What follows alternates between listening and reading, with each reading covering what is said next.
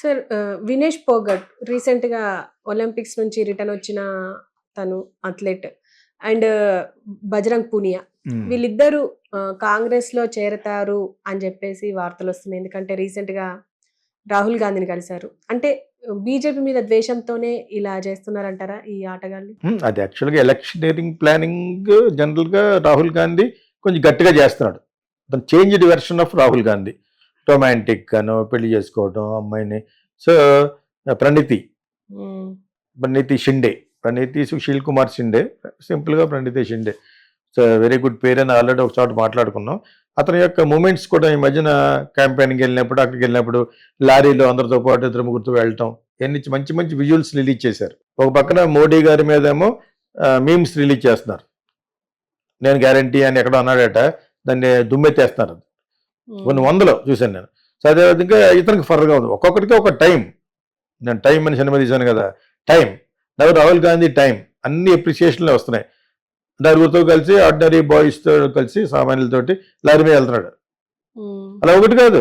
అందులో క్యాంపెయినింగ్‌కి వెళ్ళినప్పుడు కూడా అందరిని కలుపుగోలుతలంగా చెళ్ళిపోతున్నాడు. ఒకప్పుడు అలా ఉండేవాడు కాదు. ఉండకూడదని కాదు. అతను అలా బ్రాటప్ అయ్యాడు. సో, అతనికి తెలియదు ఇలా ఉండాలని. తర్వాత నేర్చుకున్న వెర్షన్ ఏంటంటే అందరితో బాగుంటున్నాడు యాక్చువల్‌గాను. ఇప్పుడు హర్యానా వచ్చే అసెంబ్లీ ఎలక్షన్‌లో నెక్స్ట్ అదే వస్తుంది. హర్యానా అంటే ఆల్మోస్ట్ లింక్డ్ విత్ ఢిల్లీ. హ్మ్. బైర వెళ్ళిపోతే అది హర్యానా. సో, లైక్ నోయిడా లాగనమాట. Haryana is almost in the part and parcel of Delhi. So, అందులో ఆ ఎలక్షన్‌లో ఈ అమ్మాయి ఆ కాన్స్టిట్యున్సీ కింద వస్తుంది కాబట్టి వినీత్ పోగట్ అండ్ బజరంగ్ పూనియా. పూనియా ఆళ్ళు ఇద్దరు కూడా ఈ మధ్యన ఒక అదృష్టవంతులు ఏమంటారంటే ఆంధ్రాలో ఈడు నక్కను తొక్కేయడు అంటారు కదా! హ్మ్. అది మరి తెలంగాణలో ఉందా? ఆ సామెత నక్కను తొక్కేయంటే బాగా అదృష్టవంతుడని. నక్కతోక తొక్కాడు. నక్క తోక దొక్కాడు ఇది అంటారు కదా! ఆ విధంగా ఆ అమ్మాయి ఒక విధంగా నక్క తోక దొక్కిందో, కుక్క తోక దొక్కిందో కానీ మొత్తానికి అదృష్టవంతురాలు. ఆ అమ్మాయికి రాని ఇది ఒలింపిక్స్ కూడా ఓకే చేసేసి సిల్వర్ మెడల్, ఆ మెడల్, ఈ మెడల్ శాంక్షన్ చేశారు.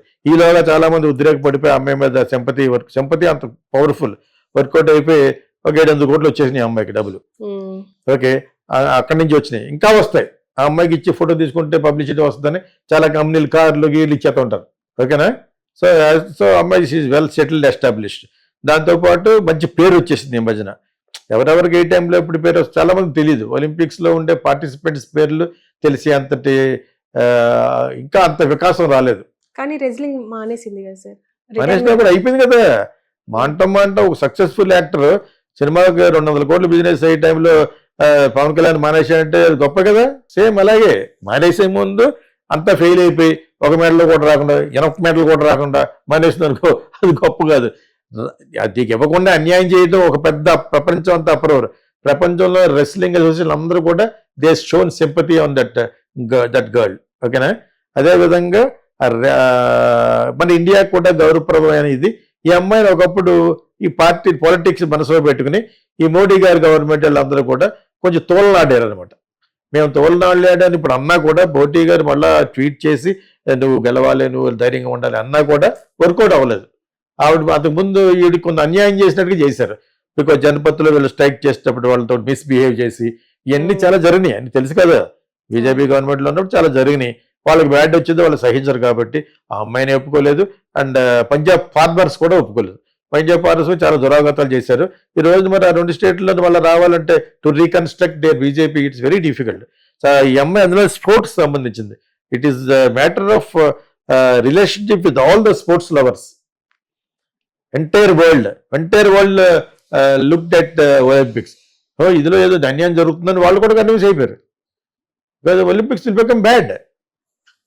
సో ఒలింపిక్స్ అల్టిమేట్గా ఒక ఇండియన్కి ఇలా చేస్తున్నావు, ఇండియాలో ఉన్న రూలింగ్ పార్టీకి మీరు ఇన్ఫ్లుయెన్స్ చేయడం ఎటువంటి అపవాదులు ఒలింపిక్స్ డజంట్ కేర్. మోడీ చెప్పైతే ఇవ్వకుండా మాట ఉండదు. కాకపోతే ఆ విధంగా ఆపాదించడం వల్ల అమ్మాయికి ఇచ్చారు. ఈ రైట్ టైంలో రాహుల్ గాంధీ పక్క వెళ్ళిపోయారు. బికాజ్ అమ్మాయి మర్చిపోలేదు కదా. అంతకుముందు బీజేపీ చేసిన అన్యాయాన్ని, తనతో పాటు వేరే రెస్లర్స్ కొలీగ్స్ చేసిన అన్యాయాన్ని వాళ్ళని మిస్బిహేవ్ చేశారు. ఇవన్నీ కూడా అమ్మాయి గుర్తుపెట్టుకుంటుంది.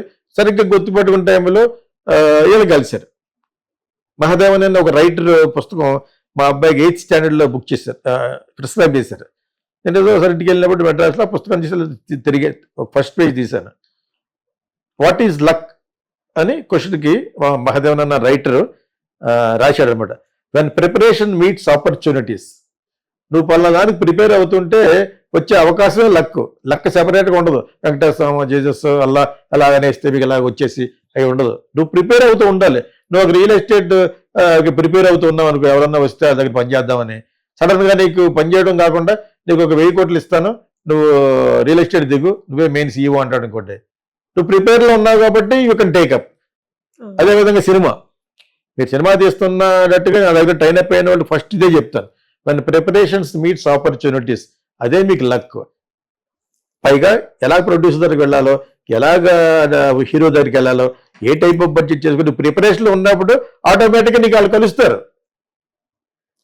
అలా కలిసిన వాళ్ళు అంతాను ఈ కొరటాల శివ వీళ్ళంతా కూడా అలాగే వెళ్తేనే కథ చెప్పమంటే వాళ్ళకి నిజంగా హీరోకి బాగా చెప్పేటతను ఆల్రెడీ అక్కడెక్కడ వర్క్ చేసాడు కాబట్టి అదంతా మీకు వర్కౌట్ అయ్యి వీళ్ళు కట్టే ఛాన్స్ అని చెప్తారు అనమాట. ఇవన్నీ బ్రతుకు తెరువు కోసం నేర్పించే పాఠాలు అనమాట మా ఫిల్మ్ స్కూల్లో.